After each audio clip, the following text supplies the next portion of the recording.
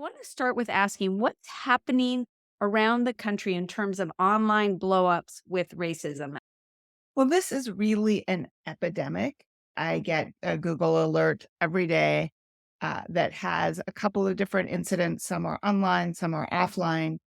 And at the same time, as I travel around going to schools, I tend to ask, is there an incident that has happened at your school? And often they'll say, oh, no, nothing like what was in your book. And I'll say, okay, but has there been an incident? And they're like, oh, yeah, I've got somebody in, the principal's office right now. So Okay, let's dive into the story. Can you summarize this incredible work that you have done to bring forward a really complex story in your amazing book, Accountable? Accountable follows the origins and the impacts of a racist Instagram account at a high school in Albany, California. And it follows it from the perspective of both the people who were targeted by the account, who are mostly Black girls, and from the perspective of the person who made the account, who was a Korean American boy, and some of the followers of the account who were white, Asian, Latinx, Middle Eastern kids who were in some way, friends or acquaintances of the person who made the account. And what happened?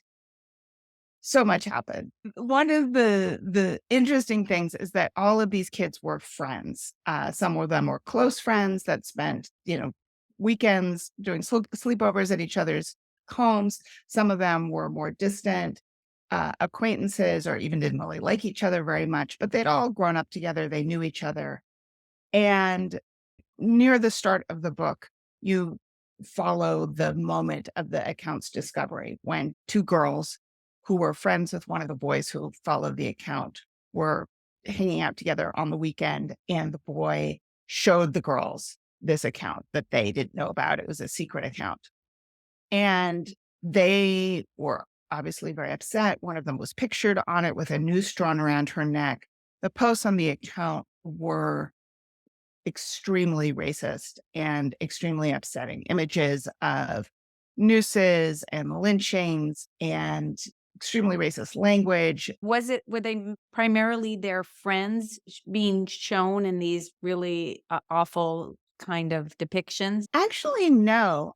There were a few that were targeting particular people, mostly girls. But there were others that were just kind of generically racist, jokes about using the N word, that kind of Mm. thing. So it was both, but there were a few girls who were repeatedly pictured. One of them is Andrea in the book. And there was kind of a beef between her and Charles, who created the account, really quite one-sided. It was really his beef with her. And and so there's a lot about her of just, random pictures of her from school that, were taken in class and those kinds of things. As the news of this account spread, first among Black girls and their friends, and then it went to the administration, which began to investigate. The police were called. They began to try and decipher who the screen names were and call in the students who had followed the account. It very quickly blew up into a school-wide scandal.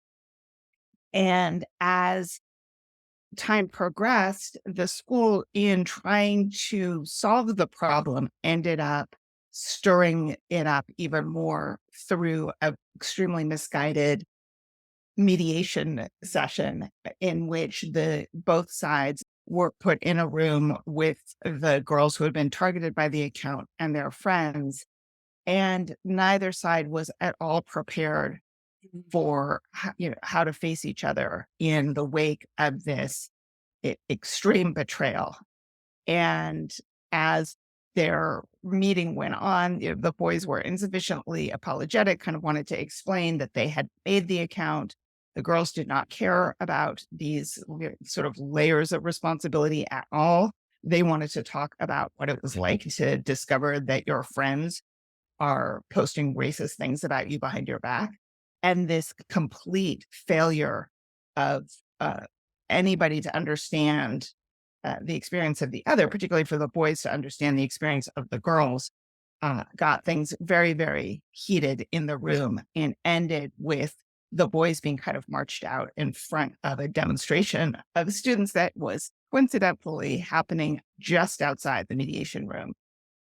And things got worse from there.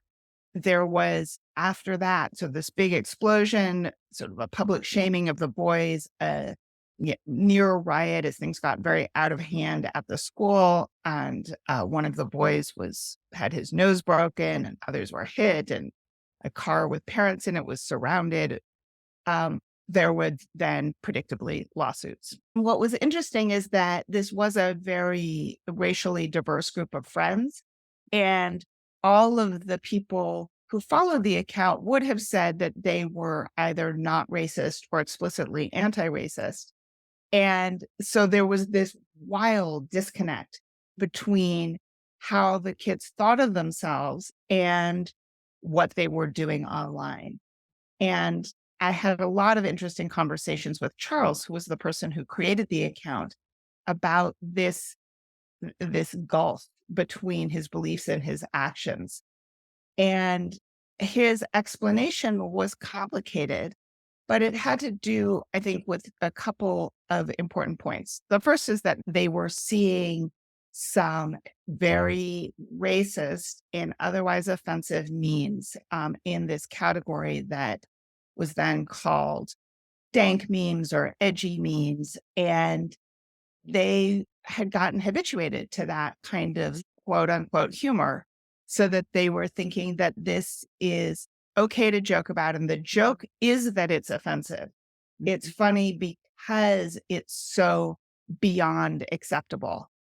And as kids, they are thinking they're fully capable of walking that line, um, not understanding what the origin of that humor is, the memes that they're seeing having come from some pretty bad actors out there, and having an express interest in radicalizing young people. They're not aware of that. They just show up.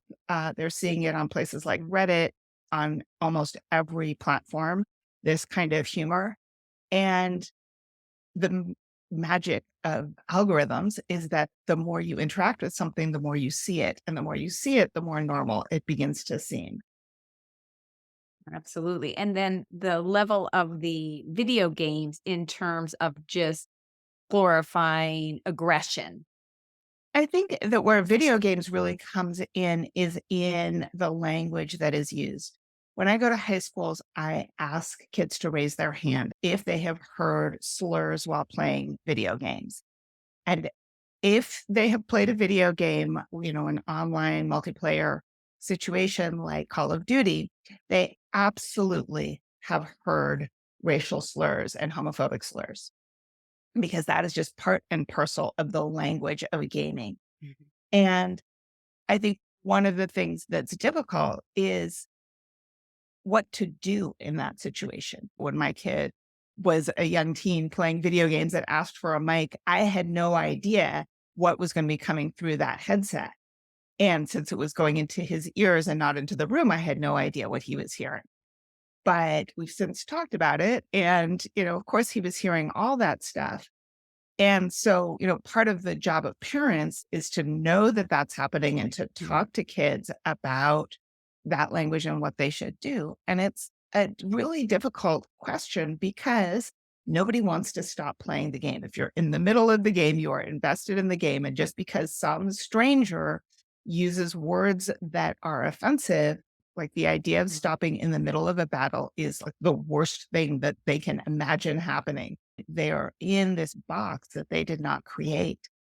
When Charles created this account, does he secretly kind of invite people to join? Like, how do these accounts start to happen? Yeah, so the account was made one afternoon when Charles and some of his friends were at a grilled cheese chain, and they're sitting around trying to crack each other up. And Charles makes a joke at the expense of a Black girl named Anna, who is one of his closest friends.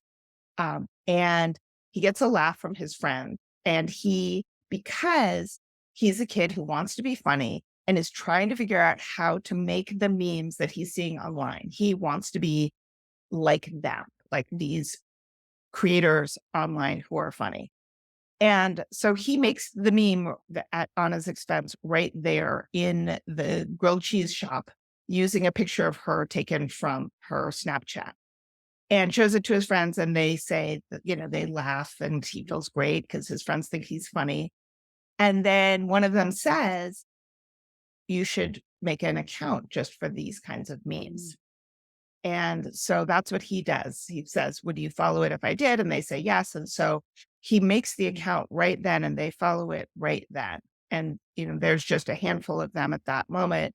And then as time goes on, he, tells, somebody in his Mandarin class, oh, I have this, this secret account, you should follow it, and so on. And so he gathers at the end, there's 13 followers besides him. And so it's never a very large group, but it's certainly large enough that the girls who are targeted by the account feel like this is a group of people who have been racist together at their expense.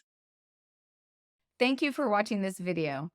We publish new videos every week, so if you enjoy this sort of content, please like and subscribe to the channel.